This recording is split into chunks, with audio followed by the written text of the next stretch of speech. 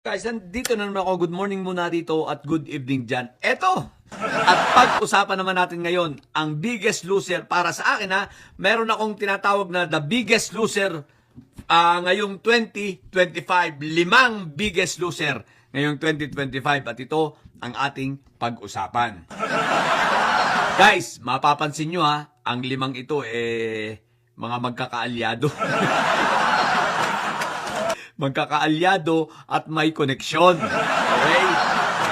Pinag-connection sila, anong tawag dito? Pinagdungsong-dugtong sila ng katakawan sa pera. Okay? So, sige. Pag-usapan natin, sino ba ang 5 ito? Okay?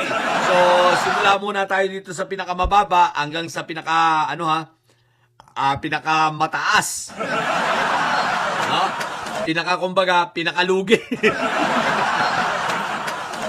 Pinakalugi talaga no? Sige, pag-usapan natin. Number 5. Sino ba ang aking number 5 sa biggest loser ngayong 2025? Di ba, walang iba kung hindi si Arnie Tevez. Sa mga hindi po nakakakilala, pero palagay ko, konti lang hindi nakakakilala rito.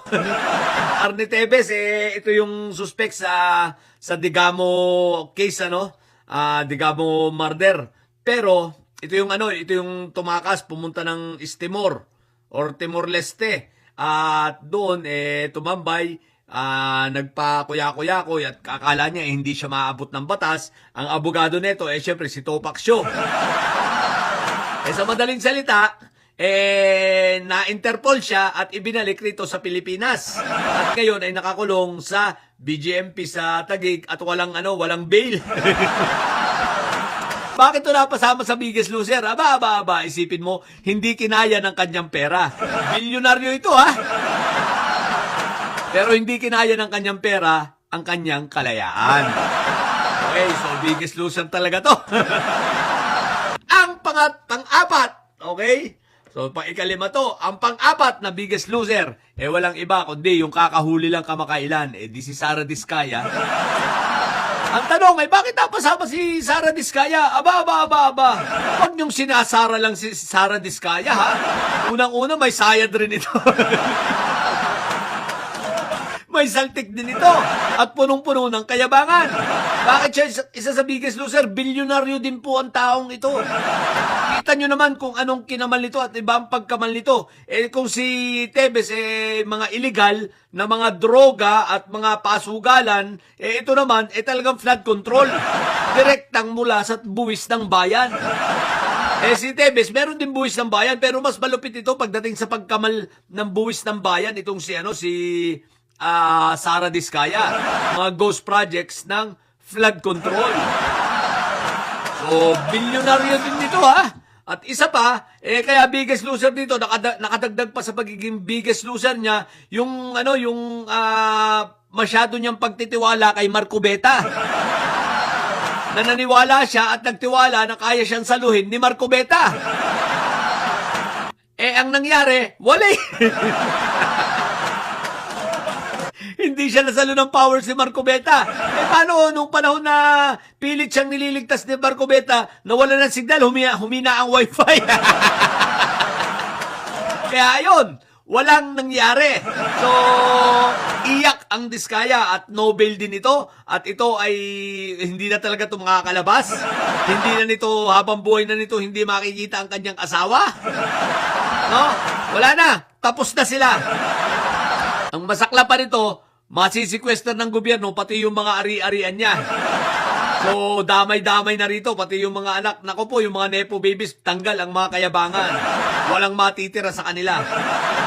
Maglabas-labas sila ng mga kayamanan pa nila ngayon. Magyabang-yabang pa itong mga nepo babies na anak na ito. Ewan ko na lang kung saan pupulutin. Ano bang sasabihin ng gobyerno? Oy, may nakatago ka pa pala, ha? Amin na yan.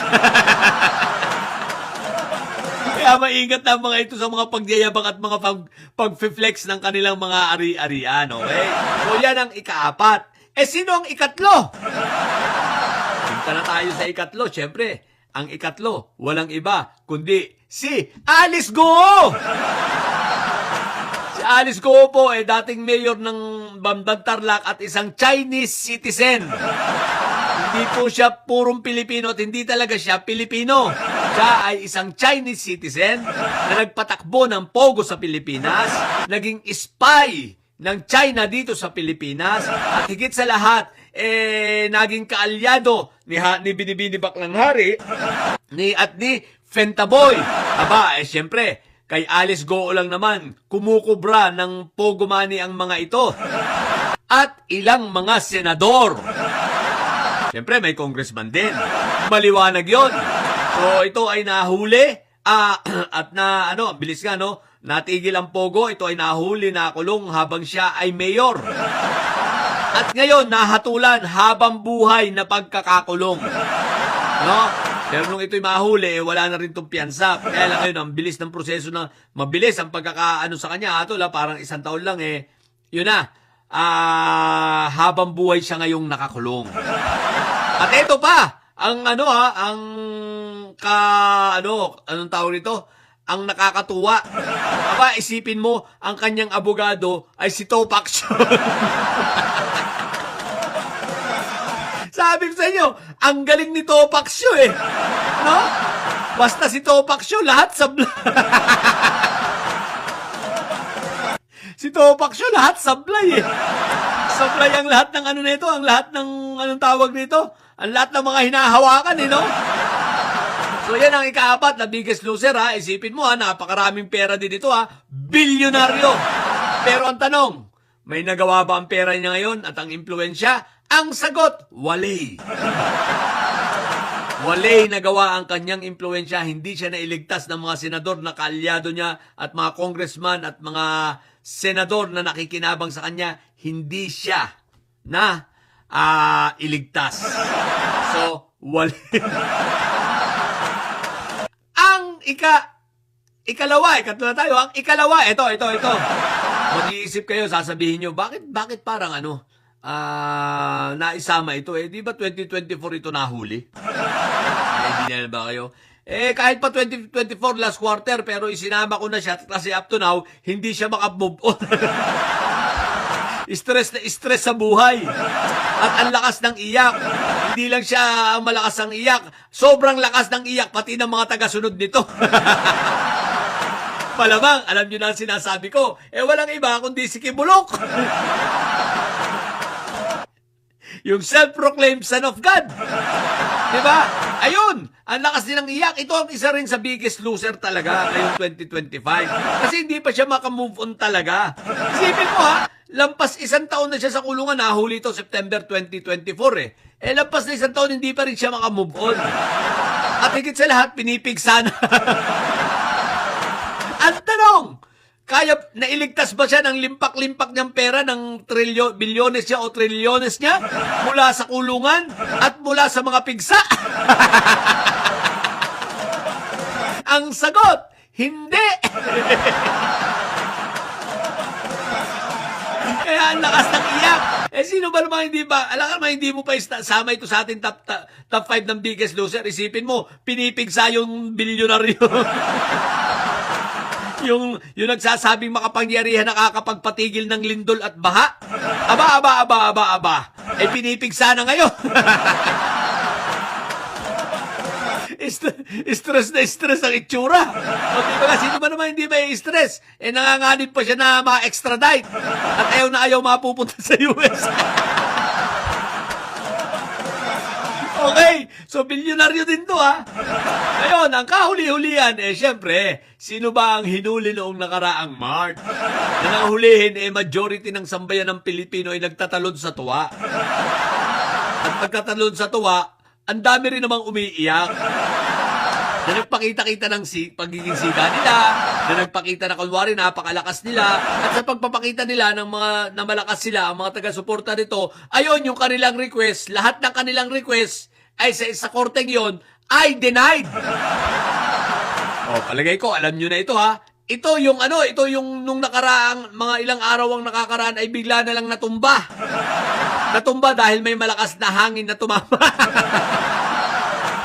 Hindi na itali ng maayos. Okay? Sa lupa. Ayun, natumba. Ang akin tinutukoy ay walang iba kundi si Fentaboy. Ay apoy na hindi mapat. di ba? Yan ang biggest loser sa lahat. Isipin mo ha, ang daming pera. No? Hindi siya nailigtas ng pera niya. Pangalawa, isa sa pinakamakapangyarihang tao, ang taas ng trust rating bago bumaba. No? Napakataas, isang makapangyarihang tao sa Pilipinas na minumura pati ang Pope, minumura si Obama, minumura ang Diyos. At akala mo ay untouchable talaga. Ngayon, may nagawa ba? Wala eh. Yung mga anak na may mga saltik at may sayad na purong-puro ng kayabangan, na akala mo ay siga at kayang-kaya nilang palabasin at kayang utusan ng ICC, may nagawa ba? Wala! Biggest loser talaga. Pero pinakamasaklap nito, kaya siya pinaka-biggest loser, isipin mo ha, yung pinakamamahal niyang si Hanilet, pinagbawalan ng mga anak, at hindi makadalaw. Tapos ngayong Pasko nangulila at nag-iisa. Hinahanap si Hanilet pero hindi matagpuan. Mukhang nasa masaya na si Hanilet sa piling ng iba. Ang pinakamasakit pa nito, kaya sobrang biggest loser itong si Fentaboy, isipin mo, pinagbawalan na ng anak, yung mga anak, parang wala pang respeto sa kanya. Hindi man lang nila pagbigyan na makadalaw naman si Hanilet dito. Pero yung iba, pinapadalaw. Pag si Hanilet bawal, anyari. Eh di ba? Torture na nga daw si Fentaboy sa ICC, tinotorture pa ng mga anak. Tinotorture pa ni Inday Sayad, tinotorture pa ni Iyutman, tsaka nitong yung takot sa pulang brief. Ang palupit pa rin nito, yung sarili niyang anak na si Kipi Ichibichi, hindi kayang ipagtanggol yung ina. O dahil may interest din. May interest sa pera. So, yan. Kaya ang pinaka-biggest loser at champion sa lahat ay si Fentaboy. Ang isa pa, masakit din sa damdamin siguro ni Fentaboy na siya ay karton na lang. Na siya ay sinusubuan bilang isang karton. Binibigyan ng jacket, baka daw nilalamig ang isang karton. At higit sa lahat, yung naaalala nakikita ni Fentaboy, yung kanyang mga tagasunod ay mga siraulo na.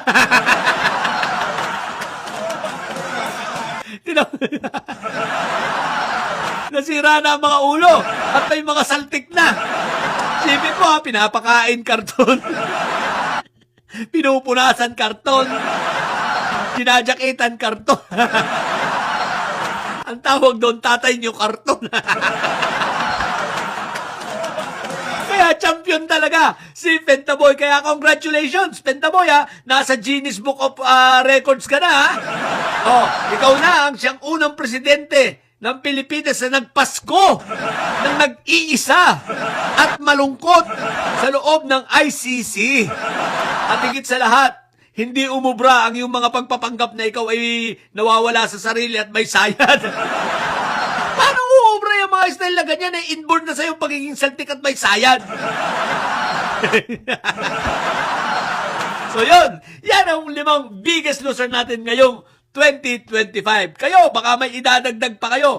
Comment lang ha kung sino sa inyo ang siyang biggest loser. Okay? So yun lang. Ang mga bobong didilis dyan at may sayad, manatili kayong may sayad sapagkat ang may sayad ay laging high blood. Bye ulit!